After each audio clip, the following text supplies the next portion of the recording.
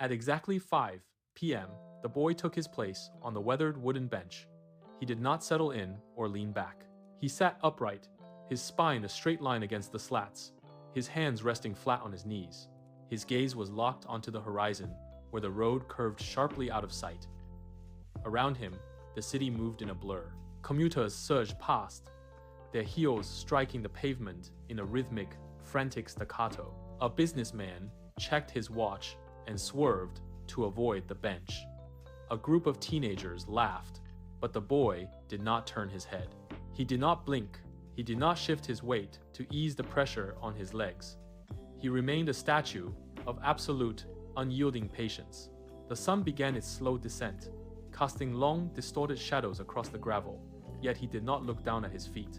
Every muscle in his frame was held in check. He was waiting for something that had not yet arrived, and he did not move a single inch. A young girl slowed her pace as she neared the bench. Her brother, walking a step ahead, tugged firmly at her arm. "He is just bored," the brother muttered, his voice impatient. He pulled again, trying to drag her into the flow of the evening crowd. The girl did not move. She planted her heels into the gravel, her attention caught by the boy's rigid, unblinking posture. She watched the way he ignored the noise of the street, the way his chin remained tilted at that precise, unwavering angle. The brother sighed, let go of her arm, and walked toward the park alone. The girl lingered. She took a half step closer, then stopped. She scanned his face for a flicker of recognition or a sign of fatigue, but found only a blank, steady intensity. She shifted her weight, her sneakers crunching softly against the loose stones. A cyclist swerved around them, ringing a bell, but the boy did not flinch. She stood there for a long moment, caught in the gravity of his silence, until the space between them felt like the only quiet spot in the entire city. She did not walk away. The girl stepped forward, her sneakers crunching on the gravel until she stood just inches from the bench. "Hi," she said, her voice barely rising above the distant hum of traffic. The boy turned his head slowly, the movement stiff as if he had been frozen in place for hours. His eyes met hers, clear and focused. "Hi," he replied. The girl shifted, looking at the empty road ahead. "Why are you here every day?" she asked. The boy did not look back at her. He lifted a hand and pointed a steady finger toward the distant bend where the asphalt disappeared into the trees. "My dad promised he would come back this way," he said. "I have to be here when he arrives." The girl looked at the boy, noting the way he held his shoulders, braced against the wind. "How long have you been waiting?" she asked. The boy stared up at the sky, his expression unreadable, his jaw set firm. "I stopped counting the sunsets," he said. The words hung in the air, heavy and absolute. The girl looked at the road, then back at the boy, realizing the depth of the commitment he held. He was tethered to this spot by a promise. The next afternoon, the girl returned. She carried a sandwich wrapped in brown paper, the edges crinkled from her grip. She walked to the bench and placed the package on the wooden slats beside him. The boy looked down at the offering. He reached out, his fingers trembling slightly as he peeled back the paper. He took a small, slow bite, chewing with mechanical focus. "Thank you," he whispered, his voice raspy from disuse. The girl sat down on the far end of the bench, leaving a deliberate gap between them. She did not ask more questions. She simply watched the road. As the sun began its descent, casting long amber shadows across the pavement, the girl remained.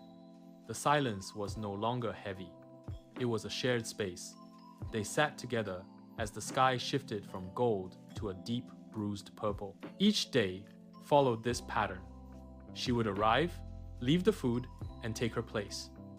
He would eat, offer a quiet nod, and return his gaze to the curve in the road. She stayed until the streetlights flickered to life, their presence a silent pact that he would not have to wait entirely alone. The air grew heavy, thick with the scent of ozone and wet dust. Without warning, the sky bruised into a deep, sickly violet, and the first drops hit the pavement like falling stones. Within minutes, the street was transformed. The dirt shoulder of the road turned into a slick, dark slurry of mud. Water pooled in the cracks of the sidewalk, splashing against the bench with every passing gust. The girl sprinted from the corner, her umbrella snapping violently against the wind as she fought to keep it upright. She reached the bench, gasping for air, and found the boy exactly where he had been all afternoon. He was soaked through.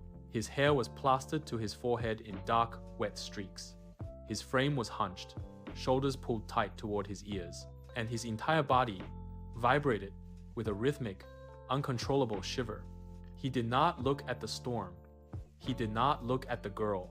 His eyes remained locked on the bend in the road. The wind howled, but he stayed rooted, his hands gripping the edge of the bench. The girl lunged forward, pressing the umbrella over his head, but the wind tore at the fabric, forcing her to lean into him to keep the rain away. "You will catch pneumonia!" she shouted, her voice barely cutting through the thunder. The boy did not flinch. He did not even blink. His teeth chattered, a sharp, clicking sound that punctuated the roar of the downpour. "He might come today," he insisted, his voice thin and brittle. "I cannot miss him."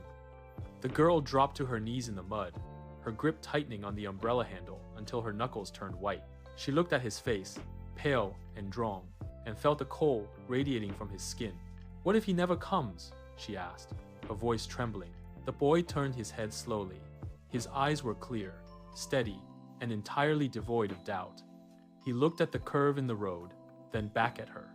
"Then I will wait tomorrow," he replied. "Hope is the only thing I have left. If I leave, the hope leaves with me."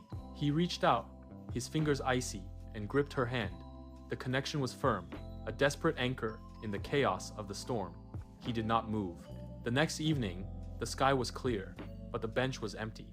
The girl walked toward the spot, her pace quickening as she scanned the road. She reached the wooden slats and stopped. The wood was dry, cold, and entirely vacant. No boy, no shivering frame, no fixed gaze on the horizon. She stood there for a long time, her eyes darting between the curve in the road and the surrounding trees. The following day, she returned at the exact same hour. The bench remained bare. She sat down, feeling the hard, unyielding surface beneath her, and looked at the space where he had spent so many hours. By the third day, the girl began to pace the gravel path, her movements jagged and frantic. On the fourth day, the girl found an old man sweeping the sidewalk near the bench. The rhythmic scrape of his broom against the concrete was the only sound in the quiet street. She approached him, her breath hitching in her throat. "Where is the boy?" she asked, her voice tight and barely audible. The man stopped moving.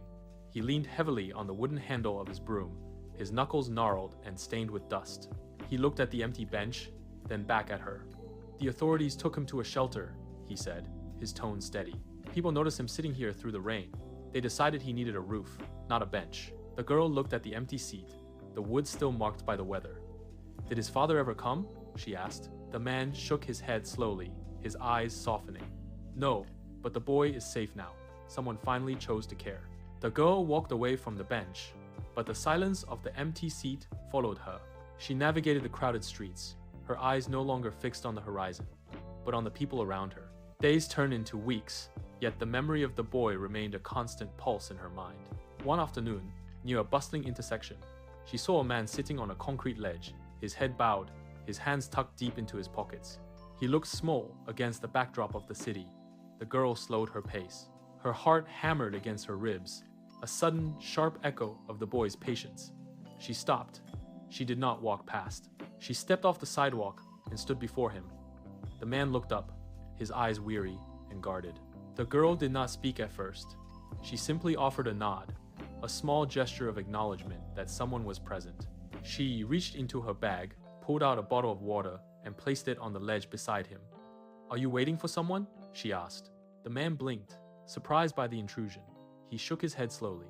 The girl sat down on the cold concrete, leaving a respectful distance. Every day, she carried that purpose forward, ensuring that no one else would have to wait for kindness in the dark.